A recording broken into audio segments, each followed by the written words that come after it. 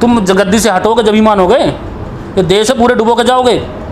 आज देश में हाहाकार मचा पड़ा है। प्रधानमंत्री सिर्फ नौटंकी करते हैं, आकर बैठते हैं वो, आप झूठे आंसू बहाते हो, जनता को बहकाते हो, गुमराह करते हो। आपने कहा भी मैं नोटबंदी कर रहा हूँ, मुझे चौराहे पर अगर ये कामयाब ना हो मुझे चौराहे पर का फांसी लगा देना, यही भाषण दिए थे भावुक होके।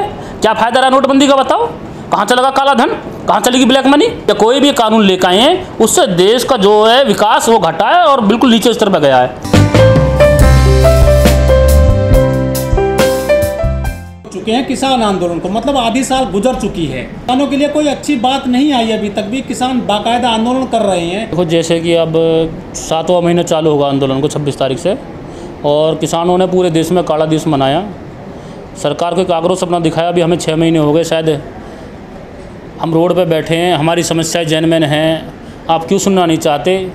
पर सरकार कहीं ना कहीं इसमें सरकार को अपनी नाकामी समझ में नहीं आ रही है। पहले बंगाल चुनाव में लगे रहे, उनके प्रवक्ता बोलते थे भाई बंगाल चुनाव में नतीजा पता लग जाएगा, किसान आंदोलन से कोई फर्क नहीं पड़ेगा हमारे ऊपर।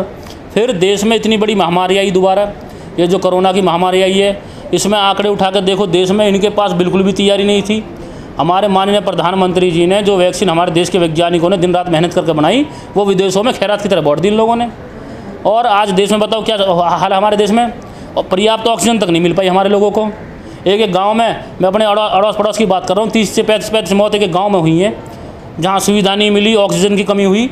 अरे हमारा इतना विशाल देश है, इतना सक्षम देश है, बताओ आज तक इस सरकार ने, बीजेपी ने जो जो नीति अपनाई है, जो जो काम करने के तरीके अपनाए हैं, उससे इस देश का नुकसान हुआ है, जनता का नुकसान हुआ है। और ये काले कानून जो लेकर आए हो, इससे बताओ क्या फ़ायदा हुआ है? आज 6 महीने 7वां महीना चल रहा है भाई, इतने बड़े किसान आक्रोश में बैठे आंदोलन कर रहे हैं, कम से कम इनको सुन भी लिया। 12-11 दौर की वार्ता हो गई है, इतने मौजूदा इतिहास में पहला आंदोलन इतना लंबा चल रहा है। मतलब तुम गद्दी से हटोगे जब ही मानोगे, ये देश है पूरे डुबो के जाओगे। आज देश में हाहाकार मचा पड़ा है, बताओ कितनी मौतें हो रही हैं डेली, 3000 4000 जो आंकड़े दिखा रहे हैं अपने टेलीविजन पे। मतलब तुम्हारे पास ऑक्सीजन तक भी नहीं है, भूटान जैसे देश से तुम ऑक्सीजन मांग रहे हो। तो प्रधानमंत्री जी, हमारे आदरणीय प्रधानमंत्री जी हैं, अरे प्रधानमंत्री वाला कर्तव्य करें। आपने नोटबंदी करवाई, आपने कहा भी मैं नोटबंदी कर रहा हूँ, मुझे चौराहे पर अगर ये कामयाब ना हो मुझे चौराहे पर का फांसी लगा देना, यही भाषण दिए थे भावुक होके। क्या फ़ायदा रहा नोटबंदी का बताओ?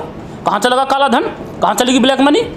आज तक सरकार ने जो भी डिसीजन लिए हैं, चाहे वो जीएसटी है, चाहे वो ये नोटबंदी है, या कोई भी कानून लेकर आए हैं, उससे देश का जो है विकास वो घटा है और बिल्कुल नीचे स्तर पर गया है। इसी तरह कृषि कानून लेकर आए हैं, बस इस देश में इन्होंने चाहते पूंजीवाद ऊपर रहे, जो पूंजीपति कंपनियां हैं वही देश में राज करे, वही तुम्हें सरकार बनाने में पैसे का सहयोग करेंगे बस। जिस तरह से देश में आंदोलन चल रहे हैं किसानों के, क्या किसान जान चुका है कि देश हमारा डूब रहा है? भाई सीधी सी साधारण सी बात है, मैं अगर कोई फसल बो रहा हूँ और उस फसल का दाम मुझे पहले ठीक मिल रहा था, मेरी लागत भी निकल रही थी थोड़ी बहुत, और मेरा गुजर बसर हो रही है उसमें, और अब मैं फसल बो रहा हूँ मेरी आधी में जा रही है, मैं नुकसान में जा रहा हूँ, तो मैं खेती क्यों करूँगा? वो कोई भी आदमी समझ जाएगा। अबे कोई चीज़ हम 2 रुपया लगा रहे किसी चीज़ में, वो 1 रुपये भी बिक रही, तो हम क्यों करेंगे खेती? भाई हम वो कहेंगे ना भाई हमने 2 लगाए तो हमें 3 रुपये मिलने चाहिए, कम से कम हमारी मेहनत आना, जो हमें कुछ तो मिले। तो भैया ये तो समझदार लोग हो सके, जागरूक लोग हैं। आज 2021वीं सदी चल रही है, ये पता नहीं क्या सोचे बैठे हैं देश के में। लेकिन किसान तो करीब 70 साल से जब से देश आज़ाद हुआ उससे पहले से भी मंदी में लुटता आया है, बर्बाद हुआ है किसान, चाहे प्राकृतिक आपदाओं से। लुटते पिटते कब तक रहेंगे? अच्छा एक चीज़ और है, जो हमारे आपने काफ़ी सालों से किसान लुटते पिटते आ रहे हैं। जब से देश गुलामा, हमारे किसानों जब भी मेहनत करते थे, देश आज़ाद होने के बाद में देश की आर्थिक स्थिति ठीक नहीं, जब किसानों ने 2-2 बैल लेके खुद खेती करके इस जो अन्न पैदा करा, धीरे धीरे चीज़ें बढ़ाई और सरकार को जो है सहयोग करते गए, देश को अपना मानते थे। और आज देश में जो भी सरकार आई, देश में वो नेता कोई भी रहे हों, जो भी देश में सरकार बनी है वो किसान के नाम पे और मजदूर के नाम पे बनी है। उन्होंने किसान के नाम पे वोट लिए, किसान के बारे में कहकर वोट लिए, हम तुम्हारा भला कर देंगे। अब 1967 में जब हरित क्रांति आई थी, जब एमएसपी इन लोगों ने बनाया, भाई हम किसानों को जो एक एमएसपी दे देंगे, देश की हालत ठीक नहीं है, कम से कम तुम्हें समर्थन मूल्य मिल जाएगा जिससे तुम्हारा गुजारा हो सके। क्यों उस समय किसानों ने भी सोचा यार चलो ठीक है, हमारा देश है, हम समर्थन में गुजारा कर लेंगे, शायद देश का जब विकास होगा आगे बढ़ेगा तो ये लोग हमारे बारे में सोचेंगे। उसके बाद में राजनीतिक दल ऐसे बदलते चले गए, मुश्किल से कोई एक आध प्रधानमंत्री अगर ठीक है व्यक्तिगत आया हो तो ठीक है, नहीं मुझे तो सारी सरकारें लगभग ऐसी ही लगी जो सिर्फ किसान का यूज करना चाहती थी।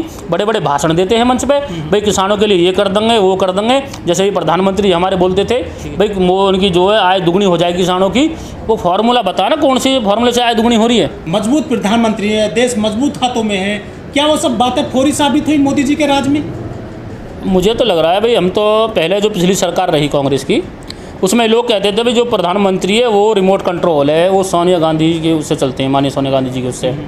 पर वो प्रधानमंत्री इतना अच्छा काम कर गए, उस समय देश की जीडीपी 8.3 तक आ गई थी, देश की आर्थिक स्थिति भी ठीक ही, देश ठीक दिशा में चल रहा है। चलो घोटाले हुए उस समय उस सरकार में तो उन लोगों ने उन पर कार्रवाई भी करी, वो लोग जेल भी गए, वो कोई भी सही, ये राजा भी सही, कोई भी सही जिन्होंने घोटाले करे उन पर मुकदमे लिखे गए, जेल गए। और इस सरकार में ये समझ में नहीं आ रहा मोदी जी का रिमोट कंट्रोल किसके हाथों में है।